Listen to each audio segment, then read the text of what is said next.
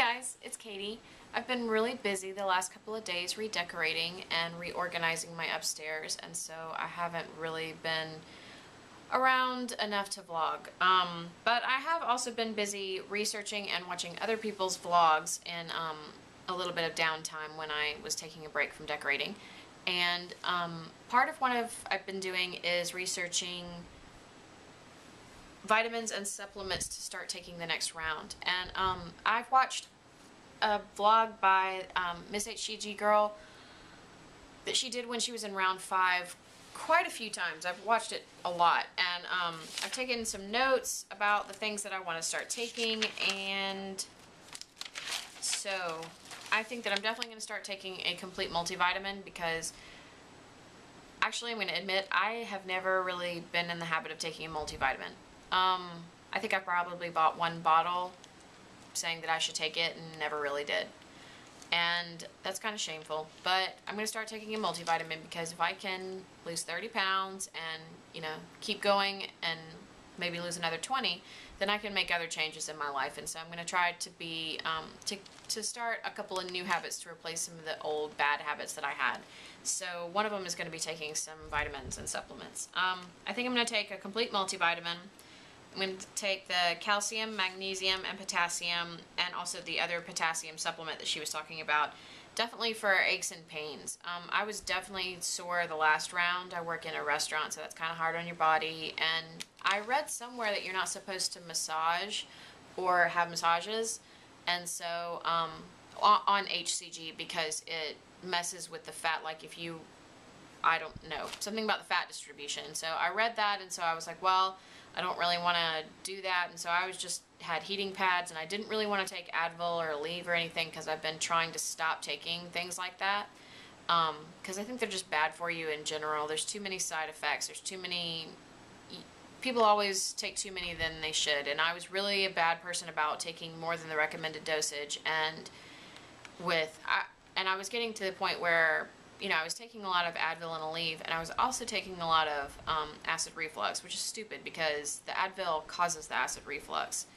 Also, being overweight causes acid reflux, so I needed to just stop taking that and start losing weight. So I've done that part, so now I'm going to start taking some of the other supplements. So definitely going to take the potassium.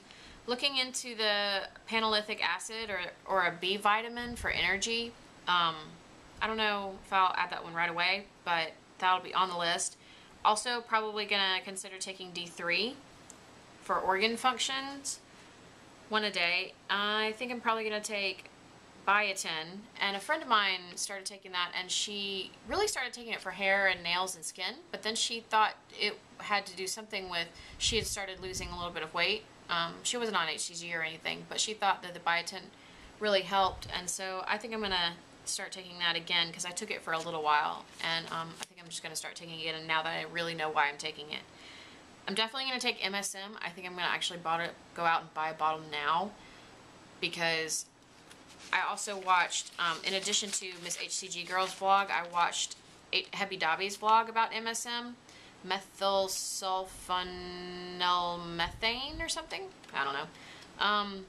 But you know, it's naturally found in sunflower seeds, garlic, yogurt, soybeans, and lentils, but processing can destroy it. So unless you eat those things raw, you aren't really getting what you need. Which, coincidentally, side note, that's probably why I do so well with Sun Butter, because it has a lot of MSM in it. But, you know, I'm going to start taking that, and she said that, you know, you can't really overdose on that. People that take arthritis take a lot, have arthritis take a lot of that. But I think I'm going to probably take about 4,000 units a day. I think I'm probably going to take 2 pills with lunch and 1 with dinner, and then do the powder at night like Miss HCG Girl does. And definitely for the skin retraction and everything, and for all the skin issues, that sounds great. You know, everything that it helps. So not only that, but I think in my notes I also wrote down that it gives you energy. It helps with migraines, and I've had a lot of problems with migraines over my whole life, and so does my mom. So you know, if I start taking this and I start never having a headache again, then I'm going to suggest that she takes it. She's kind of resistant to whenever I suggest anything that has to do anything to do with my diet, but that's a completely separate issue. So I definitely am going to take the MSM, and then I think I'm also going to take a few things that she takes at night, or Miss HCG girl that she takes at night. The 5-HTP and the dual release melatonin, which, side note, it also helps with it's also a natural antidepressant. It relaxes you, and it's a sleep aid, or they are. So I think I'm definitely going to do that because I have problems with nerves, and I have problems in my family with depression, and we also have problems with obesity. So I think that that's probably part of the reason why. So, because when, you know, you're fat, you're unhappy. It's just kind of how it is. So this is part of me trying to get happy and get skinny and get healthy and get, you know, just more productive in general. And I think that, you know, maybe the supplements will help. If anything, taking a more active interest in what goes into my body and my health will definitely help with, you know, how happy I am. I've been much happier as a person since being on HCG than I was before. You know, there's a great sense of accomplishment. You're doing something that's, you know, you kind of have your own little club because of the Facebook and YouTube community. And so there's something that you're involved in outside of your regular life. And so, you know, you can focus on that. And I kind of encourage you to obsess about it a little bit to the point, you know, not to the point where, you know, you're having a problem eating or anything like that, but obsess about getting into learning about what goes in your body and food. And, you know, I'm a recovering foodie. I'm still a foodie, actually, but now I'm just becoming a different kind of foodie. My boyfriend calls it Foodie 2.0. And, you know, I'm just really excited about learning about different things, different ways of cooking and different ways of keeping my body healthy. And I'm really looking forward to breaking into my next goals. I don't know if I've ever said on my vlogs, but I started out at 185, and I think my highest weight in general probably was 189. Before I started HCG, I went on a trip where we walked a lot, and I lost 7 pounds on that. And then when I came back home, I gained it all back in the next week because we weren't walking as much, and so at all. And so, you know, after my loading days, I was at 185, and I had previously, you know, after we got back from the trip, I was at 180. Keep in mind, I'm 5'2", so that's kind of intense. So I was 180 when I got back from the trip, and I gained, between gaining it all back and being in loading days, somehow I started out at 185.6, I believe. And after my first round of HCG, we did a 42-day round because we ran out of drops early. After the first round, I lost 30 pounds. I ended up at 155.0, so I guess a little more. So 30.6 pounds, really. And then I stabilized in P3 most of the time around 155, 156. And most recently I've been stabilizing at about 154, which I'm kind of excited about. I thought that after we've been introducing P4 foods, I thought I was going to go up. I guess everybody does. But this morning, and especially last night after having to have a piece of that dessert at work, I had to try this dessert at work that was a kind of like a gourmet version of a Swiss roll. And I used to have a problem with Little Debbie, so I couldn't believe I was trying to eat that. But after I ate that, I had the biggest stomach ache. And I didn't even eat the whole portion of dessert. I just ate like 2 bites, literally. And I had a huge stomach ache, and I felt terrible. But I did end up drinking like 2 liters of water at work. I think total for the day I drank like 6 liters of water. And so I was just really thirsty, and I felt like my body needed a lot of water. So I weighed myself this morning, and I was 154 point something. I can't remember what it was, but which was encouraging. That I also ate late last night because I got excuse me, I got off of work, and I was really hungry, and I had a huge headache. Excuse me.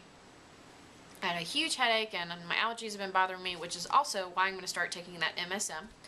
But But I ate late, and then this morning I'm 154. So I'm really happy about that. I'm really also happy that when we start the next round, I will break into the 140s. I haven't been in the 140s since I was a freshman, and I can't believe, a freshman in college. So since I was 18. Can't believe I'm going to be there again, and I'm really excited that hopefully that's not where I will end up. Hopefully I will end up in the 130s. Maybe 120s? I don't know. That would be kind of stretching it. 120s, I think. But I'm 5'2", so I have a small frame. I could weigh 120 something, but I would be pretty skinny. I'm thinking 130s.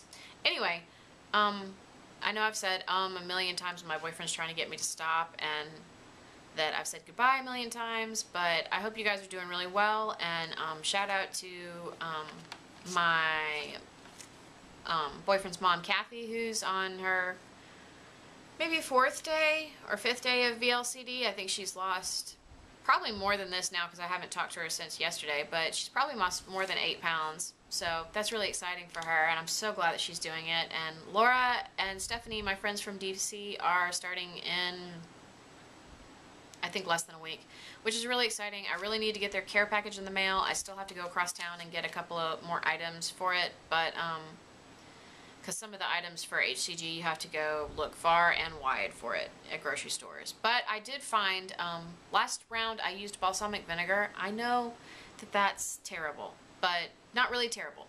Apple cider vinegar is okay, but the way I justified the balsamic vinegar was that I buy 10-year aged balsamic vinegar that has no additives in it, like no sugar, no caramel color, nothing, because a lot of times balsamic vinegar does have caramel color, but if you get it and it's literally straight from Italy and it's 10-year aged balsamico, it's thick and syrupy. It only has like 40 calories per tablespoon or something like that, and so it would go a long way for salads. I'm definitely going to use it as an ingredient this round for making P2 friendly dressings, with the maybe using variations of the crack salad dressing from Neely, and playing with the MCT oil. And I also have some mustards that don't have any sugar in them, so I'm going to play around with those kinds of condiments and try to make some good tasting salad dressings, because it was really hard for me to get salad down without a dressing on it. It was just impossible. So I'm going to go scour for some of that nutritional yeast. That sounds kind of gross, nutritional yeast, but I'm going to go look for it. But anyway, I don't want to run over my limit for YouTube videos, so the time limit, that, and it will take half a day to upload if it's too long. So I will talk to you guys tomorrow. I'm doing some cooking, experimenting later, but if it doesn't work out, I won't necessarily post the recipes. But hopefully it works out, and it's turning out to be a sunny day, which is good because it's going to be a baking thing. Yeah, so I hope you guys are doing well. I'm doing well. Y'all have a nice Sunday. Bye.